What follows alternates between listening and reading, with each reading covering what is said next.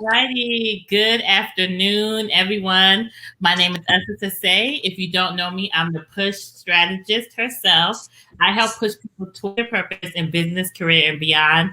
I am so excited today. I'm joined by somebody who I call a mentor, Alpha Kamara. He is a student here in the U.S. pursuing his master's degree in journalism. He is a journalist, and I can't wait for us to talk to Alpha about how he is making moves in his career. As you guys know, as your push strategist, I really focus on helping to push those who are pursuing their career in their just all their purpose in various areas, but particularly I target and I have a heart for those who are foreigners here in the US and abroad.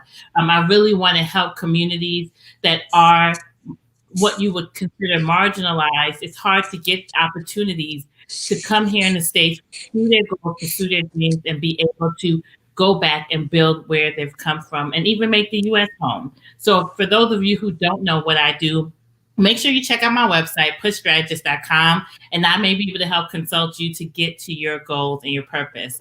But enough about me. Alpha, good afternoon. Thank you so much for being able to dedicate time to share your story, to help inspire those out there who want to make moves in their career. I just admire you so much because your story just shows just your determination, your focus, and I really, really admire you. That's why I call you a mentor. Okay.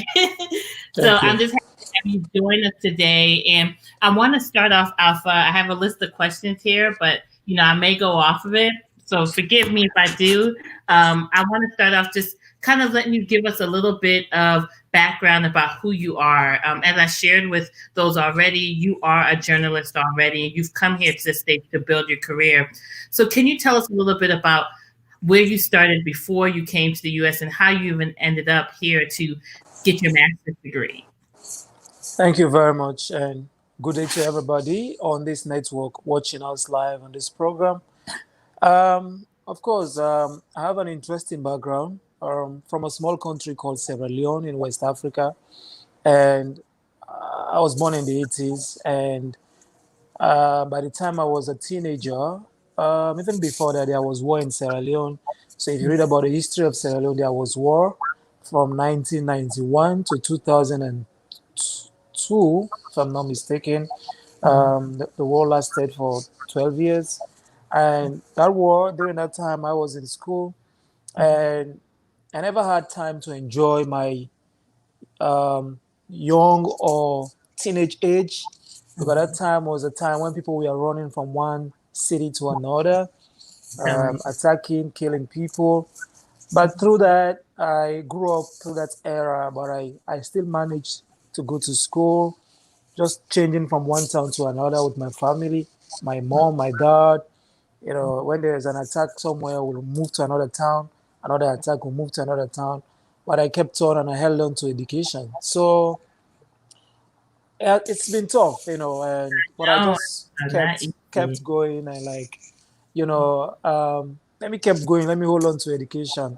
Yeah. And that's what drew me to become a journalist, because seeing what I saw as a young boy during the war, people being killed, others being amputated, rights Wow. of people being abused by the rebels and other fighting forces, I say, yeah, I need to do something. I need to give my own small voice, even though from a poor background, a poor community. But I think I need to speak up and actually also make sure people know what is happening. So Wow. in brief, that's me, and I'm from a small country, not a small country in West Africa called Sierra Leone, a Small small country. region called Northern Sierra Leone, and a Yeah. small village. Yeah. Wow, Alpha. I love it. There's a key thing I heard you say. You really held on to your education. That's just phenomenal. With all you went through, war is not easy. Having family who was in a country in war. My husband was also from Sierra Leone, so I gotta love my Sierra Leone because my boo's from there. So Yeah.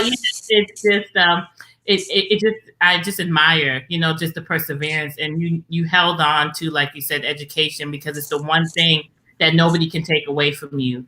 You can take my clothes, you could take my house. I'm sure you lost so much, but your mind Yeah. is the one thing that nobody can take, and that's so much of why I'm passionate about what I do, because I want people to build and grow and create generational wealth by using their mind.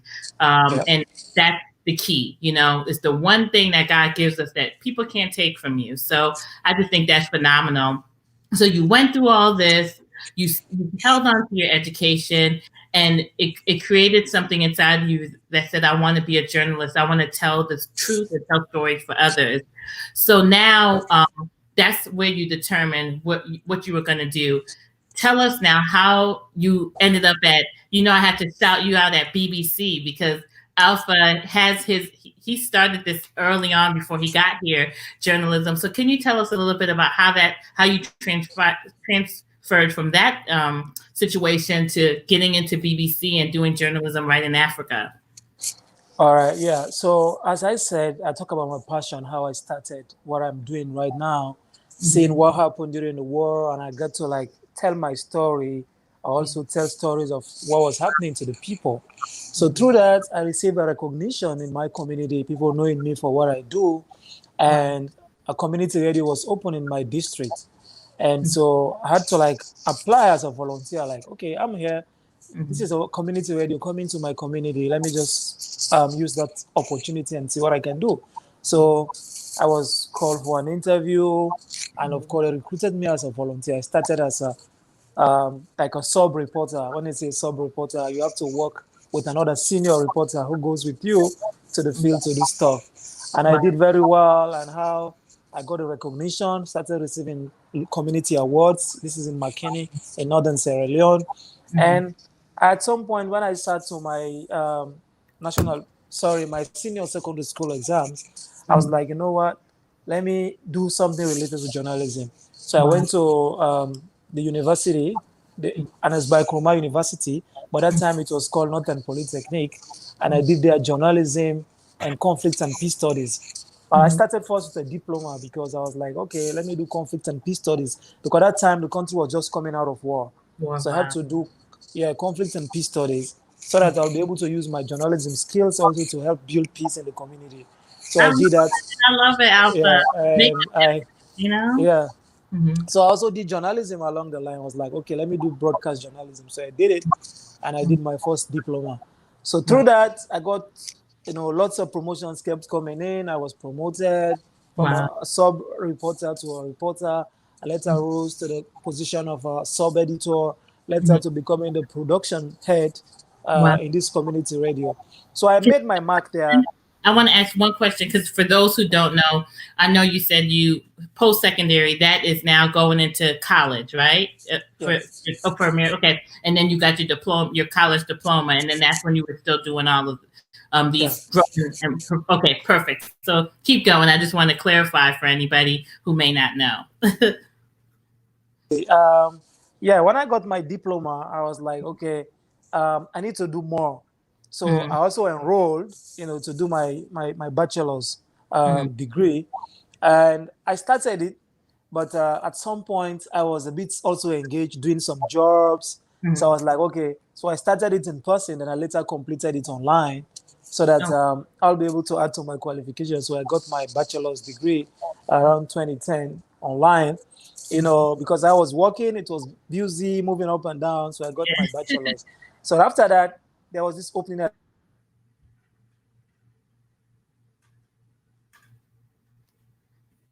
I think we lost Alpha just for a second. See, this virtual world, guys. This is what happens with virtual reality. Yeah. We got back, Alpha. No worries. Yeah. Hello. And we're used to it. Okay. Yeah, I'm here. Are you getting me? Yep, I'm getting you. The camera's off, but we're hearing you. Let's see if it's maybe you'll get back in here. So can I continue? Yeah, go ahead. For some reason, the camera, let's see, it's showing a black screen on there, and your camera's still on, right? Well, the camera is on. It's on. I don't know what happened. Actually, at some point, somebody tried to call me. Oh, maybe that's it. Check and see if it may have knocked off your camera, because it looks like we could hear you. I could hear you perfectly fine. It's just that the screen is black, and I want them to see your handsome face. Alpha is available, ladies. Okay. And I I'm like back, right? questions too. Yeah, you're back. You're back. Go ahead. Okay, thank you. Yeah. So, and I did that. I got there was an opportunity, a job opening also, because like I said, I never felt comfortable. So I was Mm-hmm. like, okay, I did my best with the national broadcaster. That was the Sierra Leone Broadcasting Corporation. And there Mm-hmm. was this job opening at the BBC. The Mm-hmm. BBC Media Action now, it was called BBC World Service Trust. Okay. Um, they were recruiting for the position of a community radio stations trainer and mentor, Mm-hmm. someone who understands community radio reporting, journalism, and who can train other national radio journalists. So I was Mm-hmm. like, I look at the job, I looked at it, I was like, I'm qualified for this job. I started as a community journalist. Now I have a degree and I've worked for community radio. I've done my bit. Let me apply for this job. Then I Wow. applied for it. Wow. Wow. Wow. Oh, I we applied. lost. Perfect. Oh, Okay. Keep. sorry. No, I go ahead. applied for the job. Yeah, I applied for this job. I was shortlisted, Mm-hmm. and they called me for an interview. And I think I was like the only candidates from up in the provinces. Most of Wow. the journalists who applied were all based in the capital, Freetown. In the So I came city. from, yeah, in the City. city. Yeah, Yeah. from the end. So I was Oh, based in the, exactly, in the province, the northern province, and I came down Freetown to take the interview. So when I came in, I met colleagues all from the city, like 15 of us, and the other one wanted one person.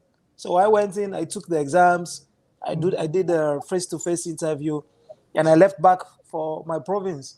Then later wow. I was called the next week, the following week, like, oh man, we got this job for you. When do you think you'll come again to sign your contract? So that's how I got a job. I didn't know anybody, and it Wow. was just It's like that. using your Yeah, mind. And something yeah, that I also like to emphasize on just through your journey, you took practical steps, and yeah, your situation was even more intense because you're dealing with war. Like yeah, you could have given up hope, you could have, fell victim. Thank God he spared your life, but yeah, you continued to press on and you took practical steps. You finished your diploma, you kept pushing yeah, through. You grew in the company. You didn't look for, yeah, to you made sure that you took the practical steps to give you the perfect result. And look, you end up at BBC, which is a worldwide news, credible, amazing news network. Like that's just so commendable. And yeah, now I know you have told me personally some very amazing stories and like scary somewhat, journalists put their life on the line and I just admire you for all you've done. Tell us a little bit, just, briefly about how that experience was now that you got that job, you got into BBC. What was a huge takeaway from you through that experience? Because I'm sure you got to connect with people from all around the world. Yeah, it was an interesting job because at the BBC, when I started as a community radio station trainer and mentor, which means Hmm. I have to go from one community radio to another across Sierra Leone, training Okay. other community journalists to know about journalism ethics, to guide them how to report the right way, how to use techniques or technology and stuff. So it gave me an opportunity of working across all over Sierra Leone, all the districts Oh with wow. community radio journalists. Um, and at the end of the day, I was very influential in making some of them winning awards. I Wow. remember when I was mentor in Cambia district in the north, the journalist won the best community radio of the country award from the media commission. And also in south, there's a radio called Voice of Women. I also worked with them for like 8 months. During that process, also won as best radio station in the whole country. So I kept like inspiring them. And later BBC called me back to Freetown and gave me another bigger job to be like a community, a national producer, and later like a content researcher and producer. So that was the job I held at some point, and I was connected with other colleagues across Africa, and also visited the UK twice, to work Oh, with colleagues, doing some amazing. trainings, you know, and that one just kept, exposing me to more opportunities and also learning how, if you do journalism the right way or community journalism the right way, how we can impact a lot of things. Because we did a lot of amazing stories. For example, during the trial of Charles Taylor in Liberia, I Yes. remember we used to do stuff with the journalists on the ground to produce stories about how um, people affected by the war were responding to the trial of Charles Taylor, the former Liberian president who was being tried in The Hague at the time. And we got a whole lot of positive feedback about how people felt at the time, and a whole lot of stories about women farmers, domestic violence, and all these kind of things. So, but at some point, after I stayed at the BBC for 6 years, I was like, okay, I don't want to get comfortable. I need to move on. So I still had my contract with me at the BBC. I was like, okay, maybe there's nothing new I will learn from here. For now, let me move on. So I saw this other job at Oxfam as a communications person during the Ebola response at the time. So I applied for the communications job as a communications and media person. So I was called for an interview. Also, I got a job and they called me, hey, man, are you willing to come? We'll offer you this job. So I told BBC it's about time for me to go. So I left, came to Oxfam. I was covering as a media comms person, Sierra Leone and Liberia. I worked with them for 2 years and a half also during the Ebola, helping people to understand about the Ebola outbreak, designing messages, working with journalists to amplify the messages of Ebola, because people were scared and some were actually in denial at the time that, Ebola is brought by white people and stuff. So I did a whole lot of stuff, communication strategies. And it was also interesting being on the front line. People were dying. People were attacking health personnel. People were not free. People were stressed. You see people crying all the time. Ambulances picking corpses. And I was just there with my camera, writing stories, successful case stories. So it was tough. Too. I'm telling you, it's like a mental thing. We forget to get a story, what it takes to sacrifice. And you have family, you have, you're putting yourself on the line. And that's why the world of journalism is not easy. And I love something you said, Alpha, that I have to just touch on. You started to know that you didn't want to get complacent. And that's that, again, I'm highlighting, these are some of the key things we have to remember as those going after our purpose in our career and business. Don't get content. Don't get comfortable. You have to keep growing. You got to keep excelling. You got to keep challenging yourself. That's how you are able to make a mark. And I love that you didn't just because BBC is a great place to work, hold you back from pursuing more opportunities. And sometimes it's by, shutting a door, it opens something up to a new opportunity that can land you to something major, like how you are here now, getting your education and expanding your reach, through your master's program. So now I'm going to fast forward a little bit, because now you're here, tell us a little bit about what had you leave. Did you go from Oxford to here, or how did you get the opportunity to even apply for this opportunity here in the States? And tell us a little bit about the challenge. I'm sure it was challenging to just kind of get everything in order, because the system in Africa is different than the system in the US. So I'm sure that was some challenging steps, Exactly. After the Oxfam job, the Ebola was everywhere. And at some point I started feeling the fatigue mentally, the stress and everything. I was like, okay, you know what? Maybe I need a job outside of Sierra Leone right now. So I'll go somewhere that is a bit relaxed, calm, and relaunch myself again to do more in terms of impacting more lives. So I saw this other job in Senegal with the Open Society Foundation. They were looking for a producer to lead the English unit of the West Africa Democracy Radio. So I applied for the job. They called me for an interview online, and I took an exam. And after a week, they sent me an email. Man, we are giving you this job. When are you starting? I was like, okay, I need to resign. So that's how I also left Oxfam. Like, okay, Oxfam, I'm leaving. They were not happy. They tried to negotiate. In fact, they want to add more money for me, salary-wise and stuff. I was like, you know what? Right now, I'm just mentally fatigued with all this Ebola stuff.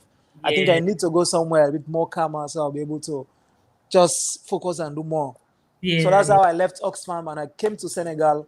I stayed in Senegal as a lead producer for West Africa Democracy Radio for 3 years. Then I also, I was getting complacent, and I said, okay, let me move on. Let me move out of West Africa. I saw this job in East Africa with Journalists for Human Rights, a Canadian agency. I also applied, and they also shortlisted me for an interview. I did the interview. They gave me a job. I resigned in Senegal, and I moved to Sierra Leone briefly to see my family. Then I moved to East Africa to work in South Sudan, Kenya, and Uganda. Wow. you're making it sound easy. You're like, okay, I moved from this job. Yeah, Oh, I just applied. And I took this exam, but it's not just anybody can just take exams. You have to really be diligent. One thing I love about you, Alpha, is look, when you say 2 o'clock, you're on by 1:55. yeah, And you're really, you can tell, like, you have to be organized. You have to really make sure you are diligent about being the best. And I love that. Like, nobody handed you any opportunities. And I think a lot of times people are looking for a handout. You worked hard and exactly. earned all these things, by your faith, by your grind, and making sure, again, you using your Yeah, mind, you on the education, you were able to take all these practical steps that none of us don't have you were in a war, so yeah, I, yeah. I, I try to give empathy and compassion to people, but sometimes we also forget, like, people go through things and they still persevere. So there's no reason that we all have something, but you can push through if you really want it. And that's what I love Yeah. about your story. Like, the hard parts you're skipping, like, oh yeah, I just passed the exam and I got this job, but those are Yeah, but you yeah. still push through, and it's open the And opportunity for and that's anybody. true. And that's true. Like even when I was working in East Africa with journalists for human rights, you can imagine in South Sudan, and South Sudan is one of the countries with a troubled past, human rights abuses, violations. And I was there as a human rights journalist, training journalists and also documenting on the human rights abuses and violations. This was tough. So I stayed Yeah, there for like 2 years did plus. everything so much Yeah, that it was new, a exactly. new world. Yeah, yeah. So it was Wow. really tough. So I was like, okay, you know what? Okay, now I've worked here. I still had a job at the time. I was like, okay, I think now I need a master's degree because if I want to be more professional in what I do, I need to improve my capability and also my experience and knowledge in terms of my specialty. So I was like, Mhm, okay, I need a master's degree. But I was thinking, how will I have it? I don't have the money. mhm. I don't come from a rich family. I don't have somebody to support me. I cannot leave my job right now. So I started figuring out, you know. You didn't want to become a 90-day fiance like some. Yeah, I was figuring out, like What's what wrong with should I? it? You Yeah, said, "Nah, you want to go that route." You said you'll use your mind, right? Nothing's wrong yeah, with it. I don't judge, but I'm just saying that a lot of people go that route, and I'm like, no. If you love somebody, great, go after it. I'm all for. I mean, I met my husband, and he was from another country, so yeah, I have nothing against it, but I'm always like, most people just need to push themselves as well and use your mind. Opportunities will come to you, just like you're telling us today. So yeah, so keep going. I interrupted with my joke. yeah. Yeah, so I was like, I needed a master's degree, but how will I have it? Because I don't have the money. I don't want to resign my job. If I resign, who will take care of me? And I have other people who rely on me. I have to help some family members, some people. I was like, okay, let me start figuring out how I should get a master's degree. So I kept searching and searching. And one day I was like, searching something, then I saw this stuff from New York University. They were giving a 60% scholarship to determined and bright journalists or students who want to pursue masters here in the US. I was Wow. like, okay, I've never been to the US before. I've been to different countries in the West, but never to the US. But let me give this a try.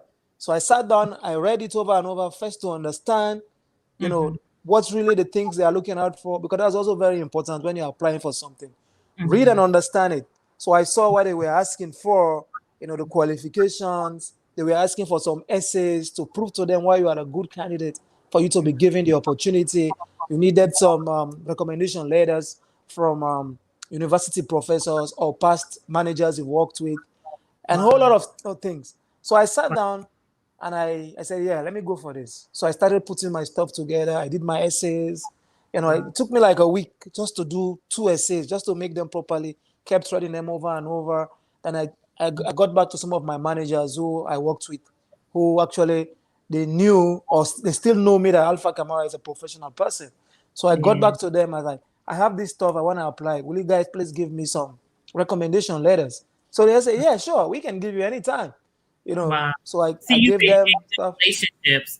That's Yeah, just yeah, something I point out, because if you didn't have a good track record, you that's wouldn't it. have any. And that's another Yeah, thing too that we have to. It's also your network. Maintain a good network, and Yeah. I love that you searched, you looked. And a Yeah. lot of candidates, the candidates who I end up, because I'll interview like maybe 100, 200 candidates. And of those, only maybe 5%, 3% make it because they actually are willing to do the research, like you said, read over, make sure you Yep. understand.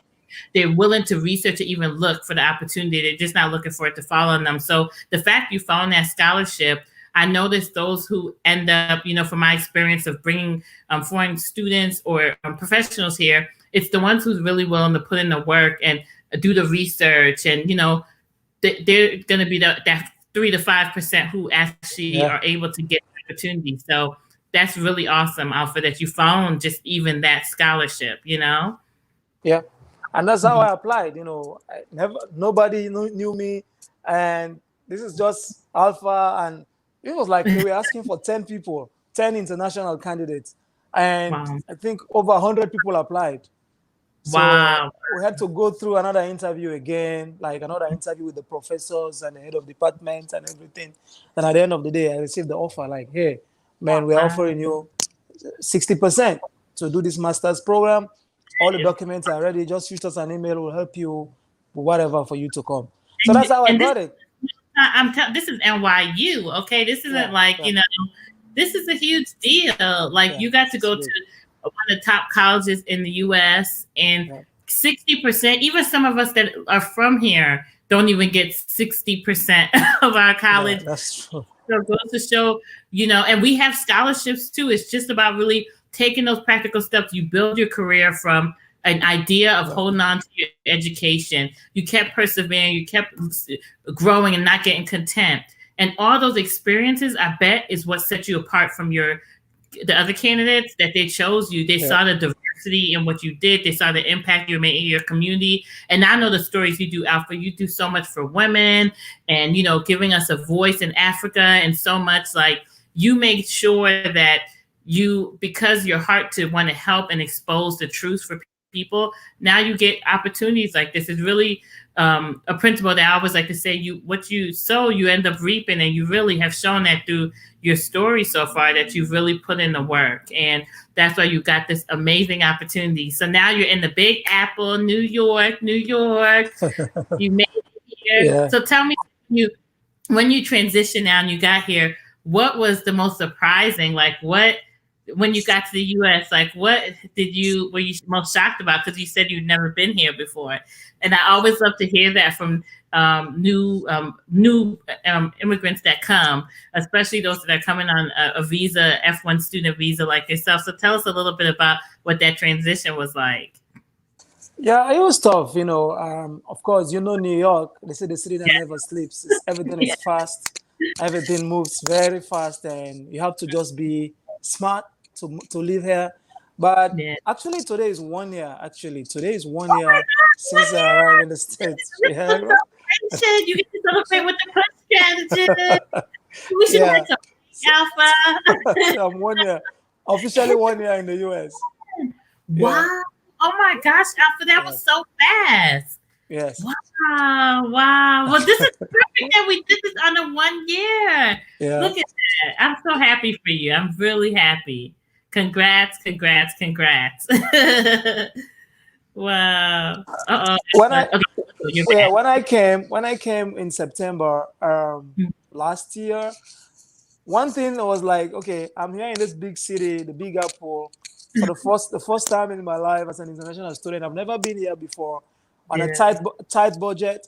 Yeah. Um, New York no is rel- expensive, okay? yeah, no close friend, no relative in New York specific because I Um, have friends and other colleagues in the States here, but not in New York. So yeah, also yeah. like it was tough for me to settle down.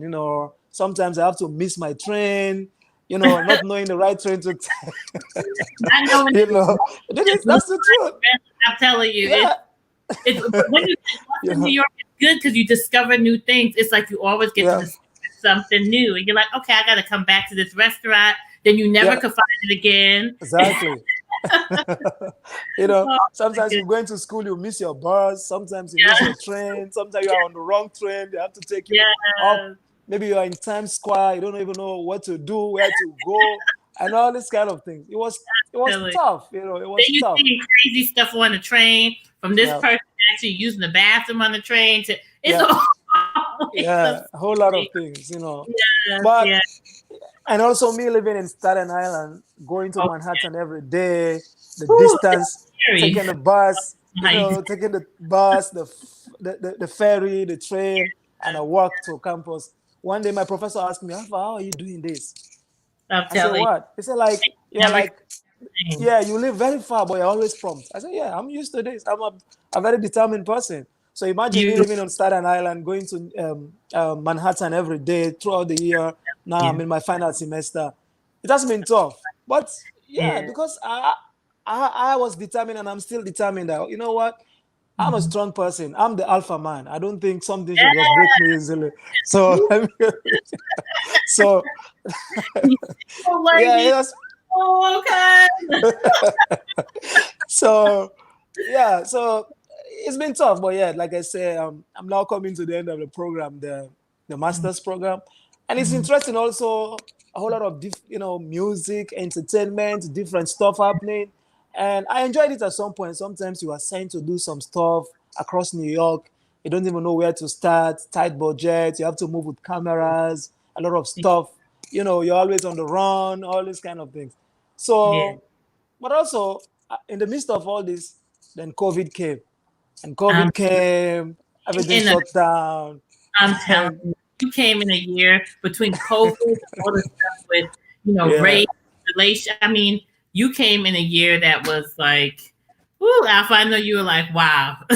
yeah, Yeah, you actually had to go to sleep for a while yeah, when it shut down. So you really have experienced a lot. Uh, exactly. and I mean, and to be, I mean, I know you have went through all of this. So I want to ask you, for those who are watching and inspiring to come to the U.S. and just create a avenue for themselves like you did through using their minds and taking these practical steps, what's advice that you would give to them as they're trying to figure out their way of navigating it? Please share with us, because you're the perfect Uh, person to ask, as we've heard today. yeah, the first thing is I think you should do follow your passion. When I say follow your passion, do something that is you are passionate about. Don't do Mhm. something for the money. Don't do Yeah, something that, oh, I want to be a doctor because doctors are making a lot of money. yeah, I want yeah, to be an engineer because engineers are making money. Follow your mhm. passion. I think that's what has kept me going throughout the tough times, hard times, difficult times. But Yeah, because it's my passion in telling stories, real stories, stories of people, stories that impact people's lives, stories of human rights, it's kept me going. So first, you have to be passionate about what you do. Don't take yeah, on a profession you are not passionate about. Otherwise, you will hate it. You know. yeah. But if you have something you do, you're passionate about, you will love it and you will enjoy it. Like So, recently, I was just made a board member of the Coalition of Minority Journalists at NYU, New York yeah, University. So me, I like got representing colleagues, minority journalists at NYU and students, I was like, I'm it. part of that coalition, that board. It's like, that's tell you, I'm passionate about what I do. I think so. That's something we should always think about. And always Mhm. when there's an opportunity, make use of it. It's not Yeah, bad yeah. for you to try and fail. Let's say try and fail is no disgrace. All right? Mm-hmm. Try and Yep. fail is no disgrace. All right. When Yes, you try something, if you don't I love get it, it's no disgrace. You learn from it. it. Oh, So you I'm telling see. So when you see you. an opportunity, you feel like trying, just try. Don't say, oh, because nobody knows me, I don't Yeah. know what will happen. Just know I'm qualified for this. I'm comfortable. If I'm called just like any other person, I'll prove myself. I think that's Yeah. also very important. Then the other Oh, thing is about, yeah, people should not be complacent. Don't be comfortable with whatever you're doing. that You preach know, it. Say that people again get now. people get comfortable easily. It's like, Yeah. oh, then they know me in my community. When I go around, they'll give me free alcohol. They offer me trips. Everybody knows me. I'm a hero. I'm a chief. Those kind Yeah. of things. It makes you like, okay, I'm comfortable with what I have right now, where I am. But I'm me. Yeah. I'm never comfortable. I do I something now. love I'm thinking, okay, I've been here for a year or two. Now I need something higher, more challenges, something bigger. So I think that's yeah. also key. That what made me even left Sierra Leone to take up a job in Senegal, which is a French-speaking Yeah. country. People were saying, I, "Oh, don't go there. That's a different country. It's a French country." I said, "No, I'll go there. If people have been there and yeah. they survived, they did their job. Why not me?" So I think that's Exactly. also very important. Don't be very complacent. And Yeah. also never give up. Oh, Never I give love up. you. When you do So stuff, just do it. Don't give up. Because when you give up, it's like you're defeating yourself. You know. yeah. And Oh, there are different people in the world. They all have their strengths. And I'm not giving up. I want to do what I love doing, and I know I'll make it. So right now, I'm getting a lot of calls everywhere in the world. Colleagues I've worked with in the past, man. How do you do it? How have you been, moving from one step to another consistently all these years and stuff? Guys call me, Facebook, social media and stuff. I was like, just be focused. I don't give up. People know yeah. me. I don't come from a rich family. You will not say Alpha is making it because his father was a government minister or his mom was a Yeah. top government official. No way. That's why I Yeah. speak my mind freely, because you will not say anything against me. You will not say I'm having a government scholarship, Yeah. I'm eating government money. No way. All Hmm. I do it myself and with my conscience. So you have nothing to say about me.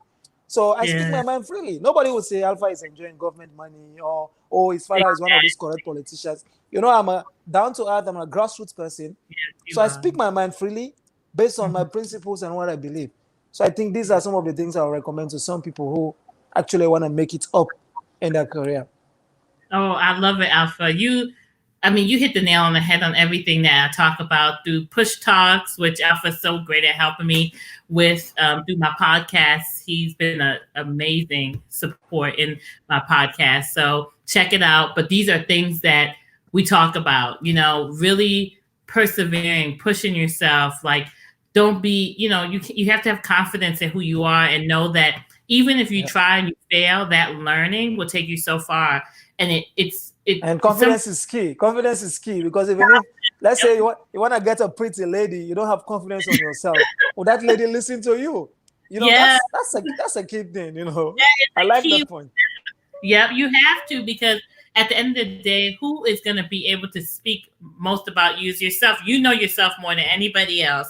Yeah. And I'll tell you, I have seen people because of their confidence, they have gotten in places, and I'm like, how did you get here? I'm not hating, but you were not qualified. But because they believed in themselves and they spoke and carried themselves, knowing who they were, were able to open the door and grow from there. So I'll tell you, Alpha, you are the example of somebody who is making moves in their career.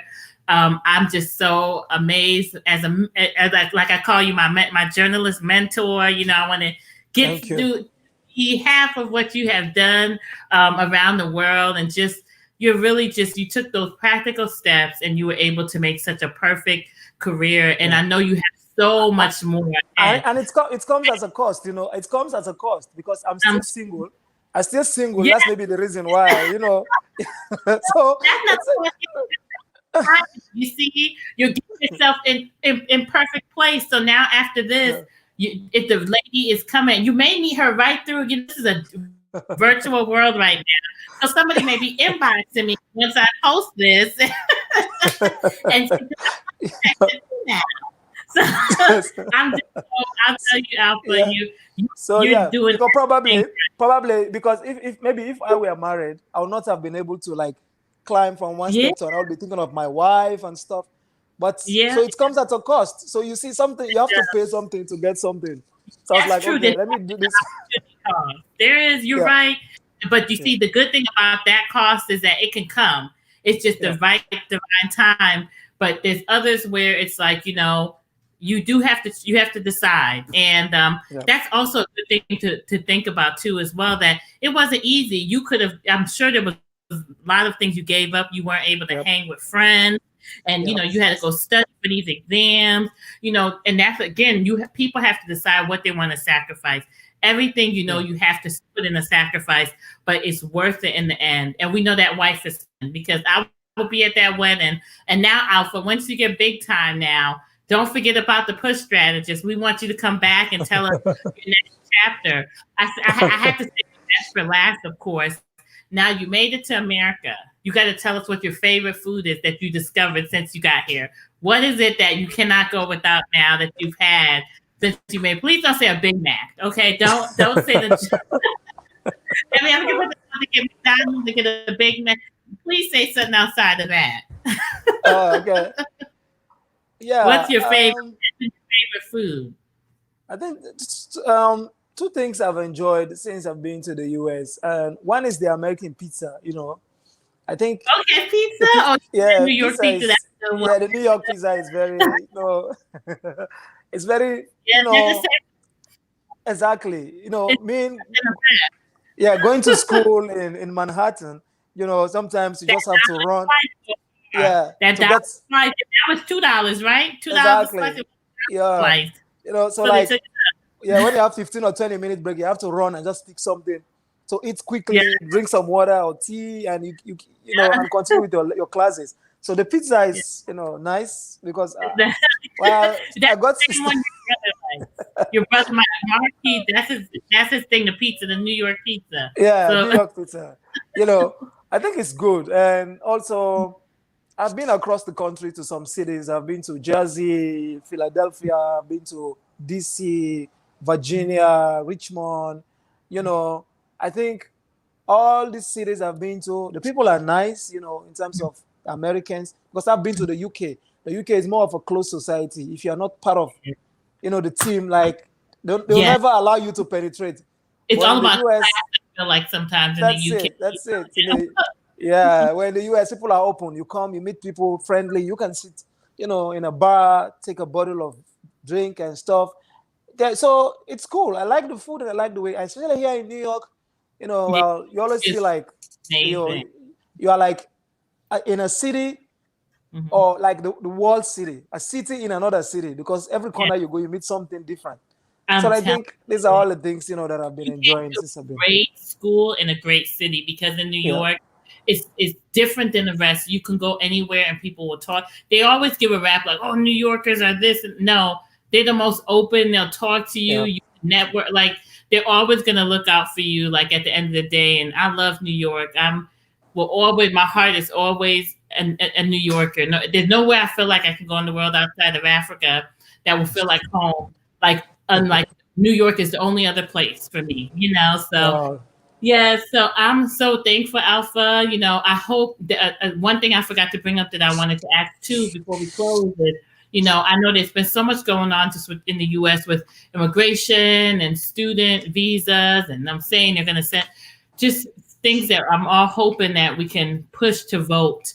And I know you're really big on politics and making sure you inform people. What are your thoughts? What are you looking? I just want to hear a little bit about how that experience, if it's affected you, and yeah, just kind of hear a little bit about that aspect, and then hopefully we'll have you back again where you could share part two after the master's degree. okay, yeah. So yeah, it's interesting. I think in March, I was one of the students NYU sent to this city. I've forgotten the name.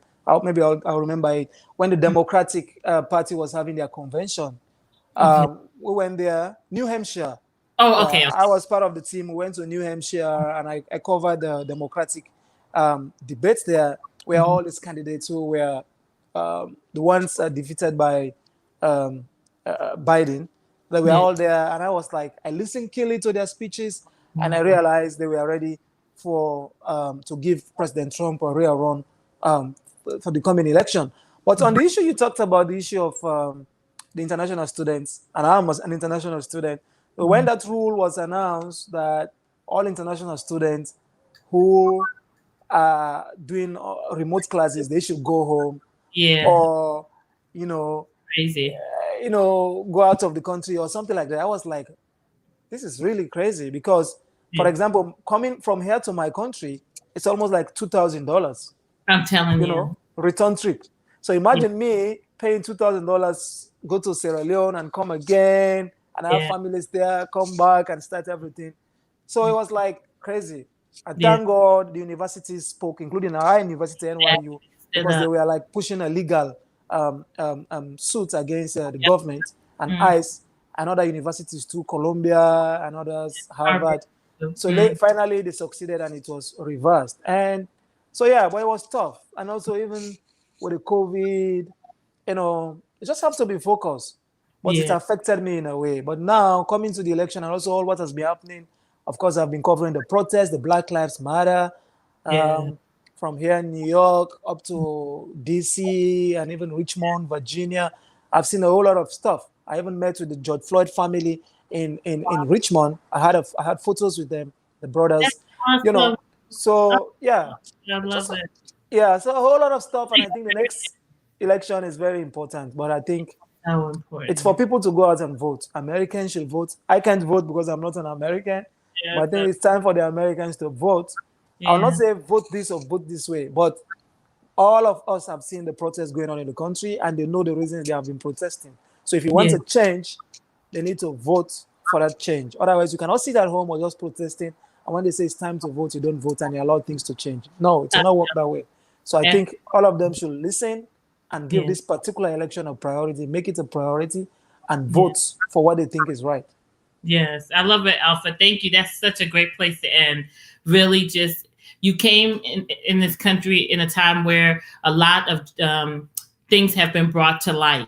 You know, it's Yeah. we know these things have been happening for ever throughout history. And I'm so happy to have somebody like you be able to get exposure to this, to be able to meet George Floyd's family. I mean, that's amazing. And it just goes to show the importance of having um, the opportunity for an inclusive culture here where we open borders for everybody to be able to come and learn and grow.